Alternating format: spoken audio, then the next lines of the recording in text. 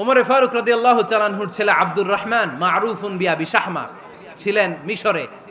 ওখানে নাবিজ খেয়েছিলেন। নাবিজ হচ্ছে আরব দেশের লোকেরা দুধের মধ্যে শক্ত খুরমা রাত্রেবেলা ঢেলে দিত। ঢেলে দিলে সারা রাত ওই খুরমার রসটা দুধের সাথে মিশে দুধটা লাল হয়ে যেত। এটারে সকালবেলা খেত, খুব সুস্বাদু। এটাকে বলে নাবিজ। কিন্তু এটা রাতে ভিজাইলে সকালেই খাইতে হয়, রেখে দিলে আবার একটু সমস্যা হয়। এটা অনেকটা তারির মতো হয়ে যায়, মাতলামি চলে আসে। তো ওমরে ফারুকের ছেলে নাবিজ খেয়েছেন, মদ খাননি, নাবিজ। কিন্তু নাবিজ খাওয়াতে সাকরান চলে এসেছে।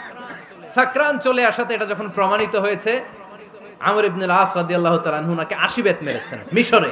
কয় বেত? নিয়ম হচ্ছে সবার সামনে, কিন্তু সবার সামনে না মেরে একটু গোপনে মেরেছে। এই তথ্য যখন ওমরে ফারুকের কাছে এসেছে, উনি বললেন না, মারতে হবে সবার সামনে, আলাদা মাল্লা কেন? ও মদিনায় ফিরে আসলে আমি আবার ৮০টা মারব। মদিনায় ফিরে আসার পরে সাইয়েদনা ওমরে ফারুক ওই আগের ৮০টারে আর ধরেন নাই, নিজ হাতে আবার ৮০টা বেত মেরেছেন। এই বেত মারার ১ মাস পরে এই আবু শাহমা ইন্তেকাল করেছে।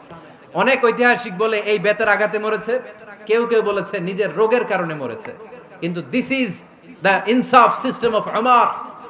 নিজের ছেলে বলে ছেড়ে দেয় নাই। এখন নিজের ছেলে হইলে ৭ খুন মাফ, নেতার ছেলে হইলে ১০ খুন মাফ, এলাকার মোড়লের ছেলে হইলে ১০ খুন মাফ। নো পার্সিয়ালিটি ইন ইসলাম। ইসলামে পার্সিয়ালিটি নাই। আপনি নেতার ছেলে হন, আপনি বিজনেস ম্যাগনেটের ছেলে হন, আপনি যেই হন না কেন, ইসলামের দৃষ্টিতে সবাই সমান। চিল্লায় বলেন ঠিক কিনা?